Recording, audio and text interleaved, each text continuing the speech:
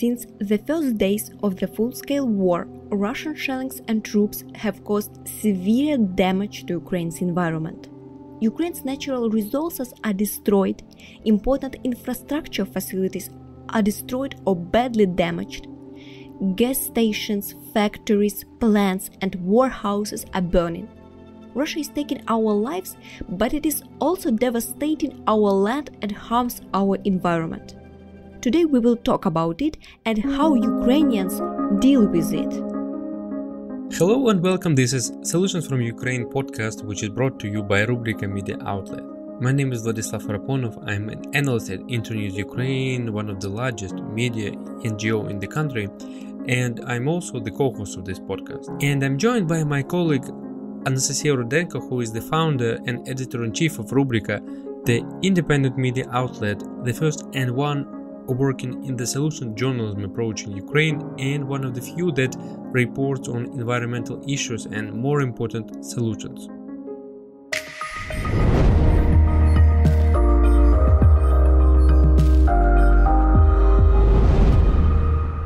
Hello, Nastya. Hello, Vlad, and to those listening to us. As we already mentioned, today we are going to reveal some impact of the war that may be unnoticed at first. But the additional challenges that the war inflicts on the environment will remind us of the full-scale Russian invasion for decades. What is more, environmental issues that have been caused by the war are already noticed throughout Europe too. And I'm referring to health issues, and in particular to the fact that quality of life depends on the air, water, and soil.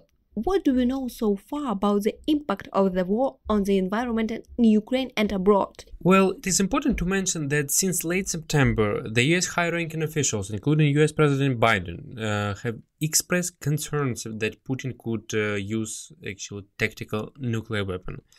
They said it is possible that it can be used in a demonstration blast over the Black Sea or the Arctic Ocean, or in particular at some Ukraine territories. At the same time, of course, we remain calm, but I would say that a general feeling in the society is that this time we are much closer to the real use of nukes compared to early or late spring. At the same time, there is no evidence yet that Russia is moving those weapons or actually preparing a strike. And getting back to the environmental issues, actually Russia's war against Ukraine accelerates climate change and increases greenhouse gas emissions. This summer, Europe suffered from abnormal heat and forest fires, and large rivers and lakes actually dried up. In Germany, in the Czech Republic, in other European states, the so-called hunger stones were even visible in some parts of rivers, where the water level dropped to actual record lows due to the drought. Yes, so low water levels in the river were often a sign of crop failure and famine in the past, right?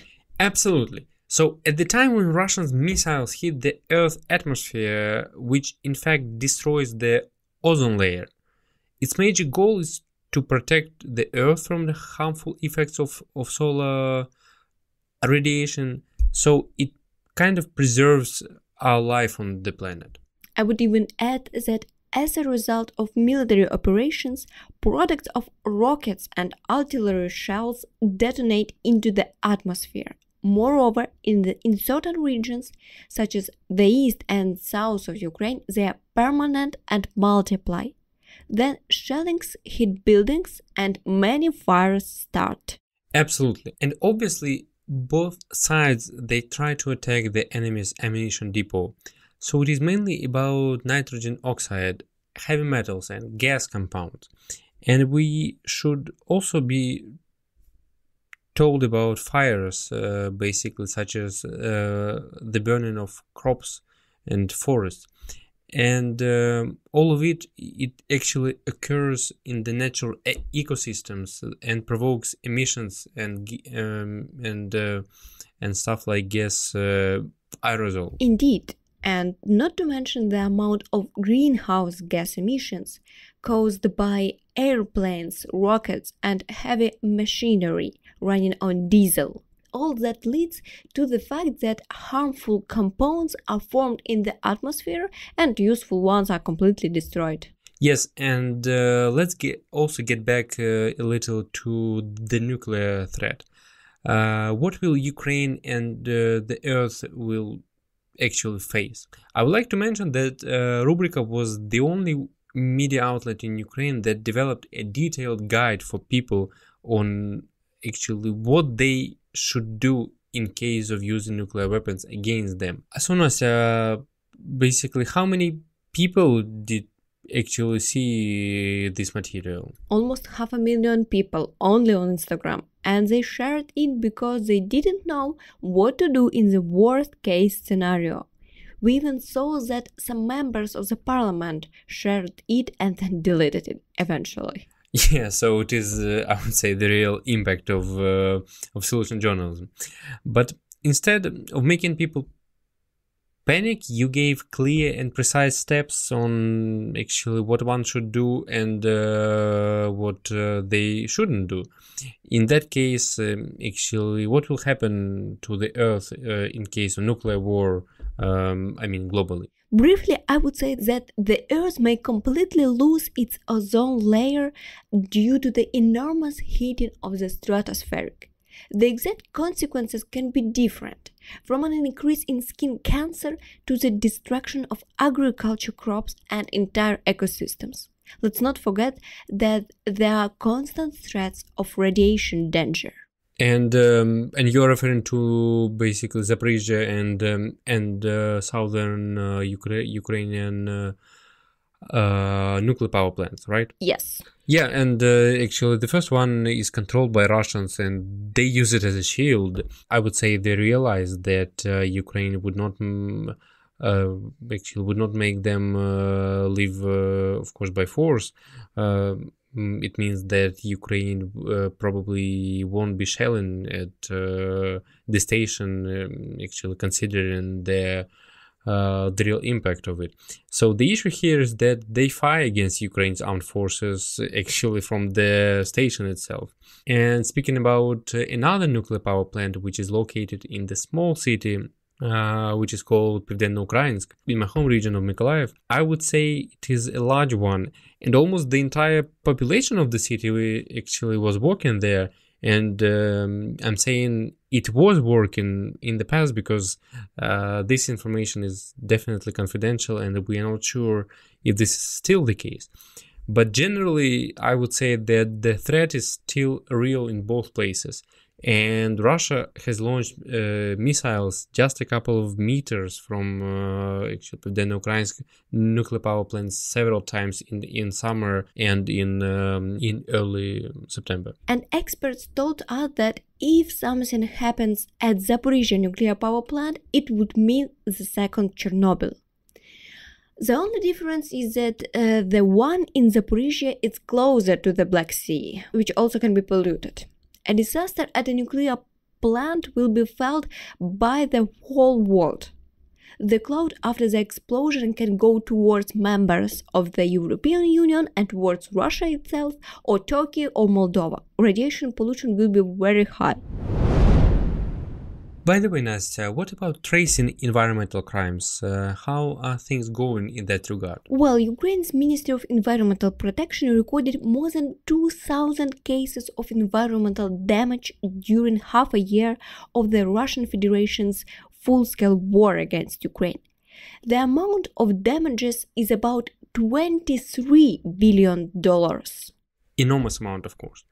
And as Russians occupy 8 Ukrainian nature reserves and 12 national parks, actually about 80% of the territory of the Holy Mountains, for example, national park in the east of Ukraine, has been destroyed.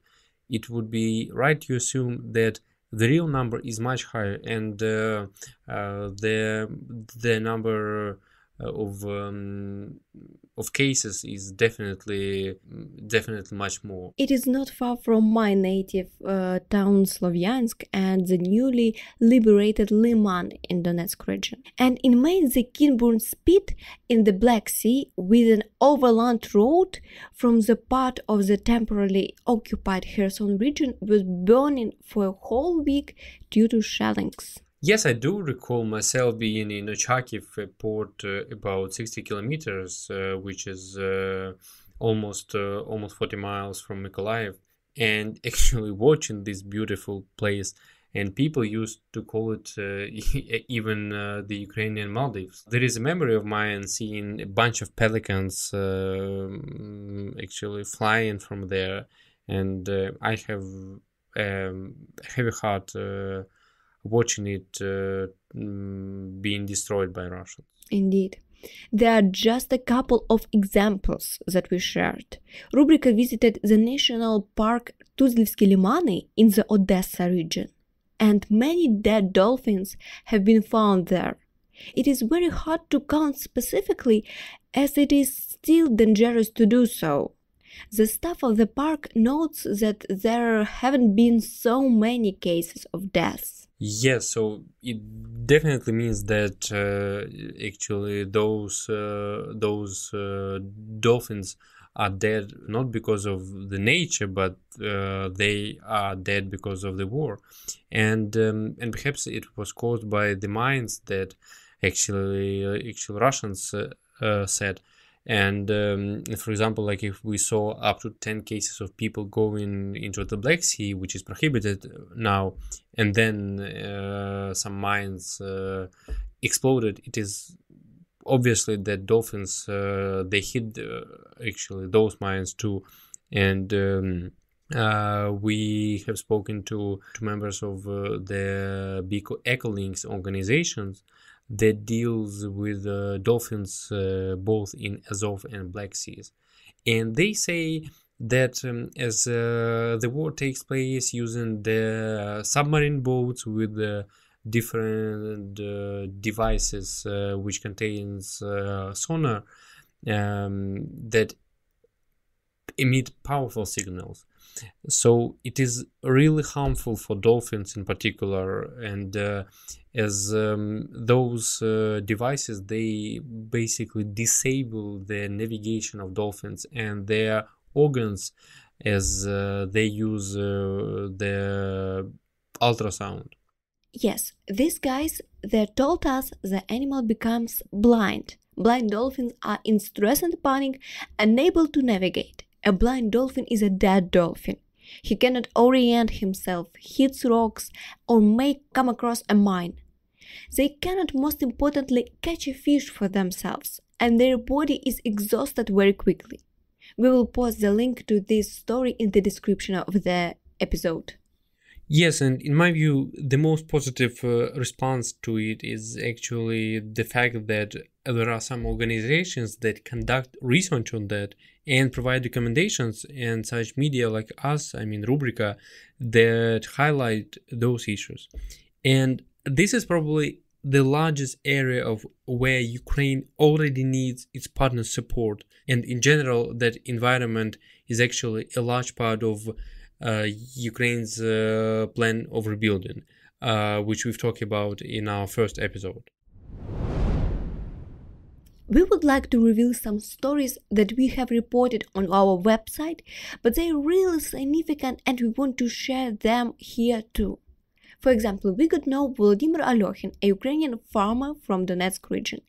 He bred sheep for many years in the village of Pavlivtsi, but when the war started, fighting began in his native village. The house was destroyed by Russian troops and almost 100 sheep died from shelling. And imagine, he couldn't live without them, of course, and he had to walk around 50 kilometers with his sheep. I would say enormous efforts and enormous power of will. I think this case, it once again actually takes us back to the memories of how people from certain regions had to evacuate in spring or in late February. We just probably forgot about it because during the war, those days were much longer and more intense, I would say. And I know that Rubryka visited a cow farm in Muzici in Kiev region. It is a village around 30 kilometers from Bucha, a place of horror in spring, which we've mentioned in our second episode. So this farm, it keeps a herd about 60 animals, and the farm is self-sufficient and the production is waste-free and environmentally friendly. But in spring, when the region basically was under intense attacks, those workers on this farm, they couldn't leave it, and they managed not only to keep operating, but also they helped people in the village, and including the army. Yes, we have also visited the largest shelter for dogs and cats in the Kiev region in Gostomel, which was literally in the center of hostilities in March and April, but we were able to cope with all the difficulties and save the lives of the animals. In that regard, let me share that after this visit, one of our team members decided to take a dog Leia from the shelter. And this is awesome, as many people who were living in spring couldn't take their loved animals with them. And I am so grateful that our story impacts our team too. Yes, and the war in Ukraine will have consequences not only for our country, but also for the entire Europe and the world too. You know, I think we have seen that basically nature has no borders, and today by polluting the air and polluting different water resources, the Russians are causing enormous damage to the entire world too. Some lessons should be also learned after the Chernobyl disaster, basically when the Soviet regime hit the scale of it. And the Russian-Ukrainian war will also have environmental consequences for the whole world. Therefore, Ukraine cannot win this fight on its own. In order to do so, we also need to report about it. Let us remind that you can support us on Patreon. Half of the collected funds we will send to Ukraine's volunteer initiatives. Yes, you can support us at patreon.com/Rubryka to help us bring our victory closer.